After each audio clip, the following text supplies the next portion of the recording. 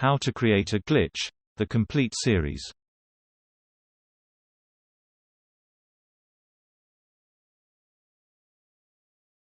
Chapter 6: Cultivating the Unusual.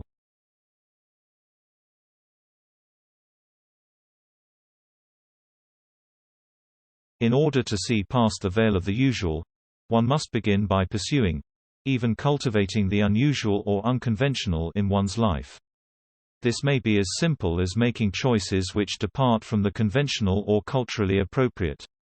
But the most direct, practical way of cultivating the unusual is in the recognition of patterns within a socially interacting group. For example, let's say you sit in a public auditorium.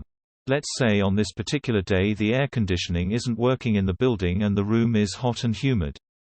Context would tell us that when the group seated in the auditorium takes off their jackets, it is an appropriate response, explained by the weather that day. But what if one chooses to keep one's jacket on? What is the result? First of all, cultivating the unusual requires some element of self-denial. To truly stretch the context, one must recognize that acting in accordance with one's impulses at all times is fatal. No. To stretch the context, one must recognize and redirect one's impulses.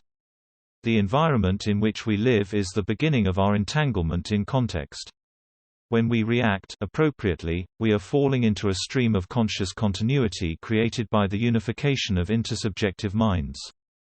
All of sociality, all of the patterns in towns, cities, countries and worldwide, created by the patterns of the moon and stars, the sun, the weather, the seasons, they all contribute in our reactions to the creation of a fabric of contextual ordinariness, which must be deposed in order to experience the true strangeness of being. As the sun rises, people wake from sleep from one side of the globe to the other like a wave. They begin their daily routines, make coffee, bath or shower, go to work. Every one of these actions represents some conformity with some conventionality. But in a more visceral sense, the parallel actions of all these people are an anchor for the substance of context. For context does not exist in and of itself. It is merely a construction of the sameness between people. Nevertheless, these patterns, created by our responses to our environment, provide our experience a kind of momentum. It is only in the puncturing of this fabric that we are able to experience the truth. What are the levels or cycles in the environment that produce these patterns? The exact description of these cycles is beyond the purview of this book. But a few of them are explained by the diagram below, which shows merely some of the environmental cycles that produce patterns within the routines of humanity.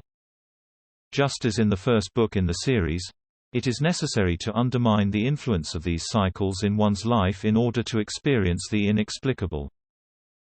It is also not enough to merely undermine the patterns of our lives to experience a glitch. A glitch must emerge, be cultivated and reveal what is hidden behind the veil.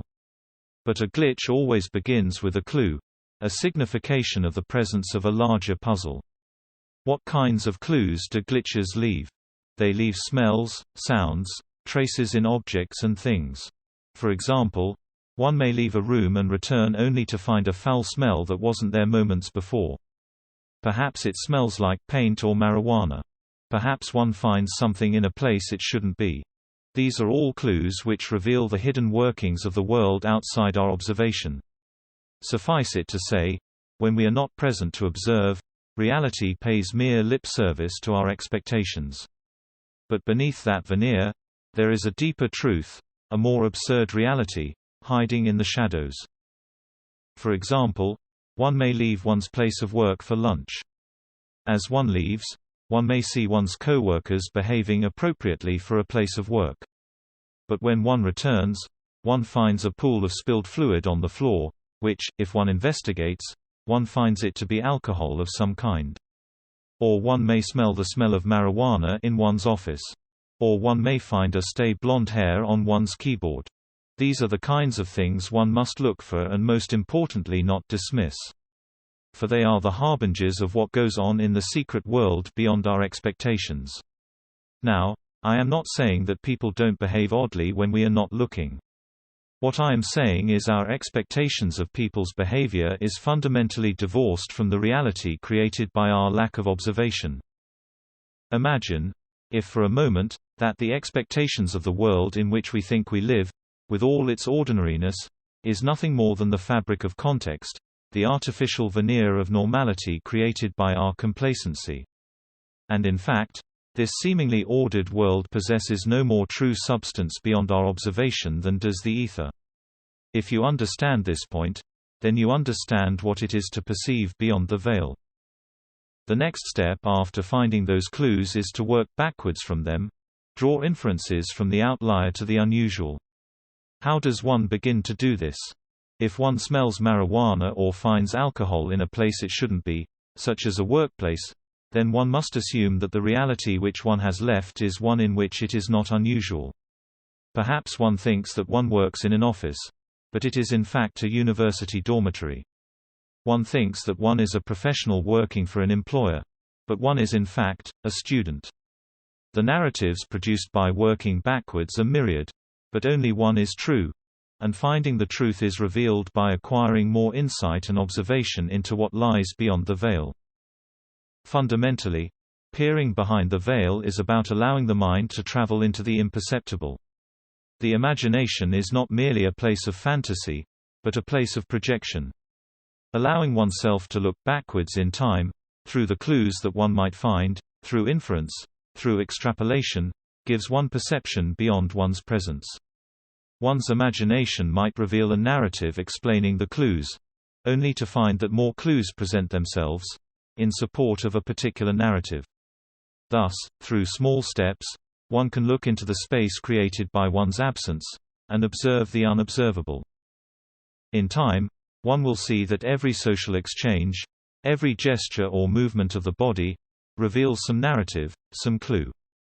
A person might cough and turn their head, as if to speak to another person standing nearby, but not say a word, at least, to your observation, only for you to work backwards, from the order that results, to the truth. Yes, indeed, that man did say something to that woman. But what did he say? The question becomes what order did result? Is it possible that he was offering to let her pass? It is this kind of thinking which is necessary to allow the unusual into one's life, into one's perceptions. It cannot be said that to create a glitch is not at its root a truly dangerous activity. In order to create a glitch, one must travel where one has never been, do what one has never done, escape the limitations of one's expectations and perceptions. One must act more quickly than one can think. One must do more actively than one cannot. In practice, what this means is that one must take risks. One must go where one has never been or would not be allowed to go.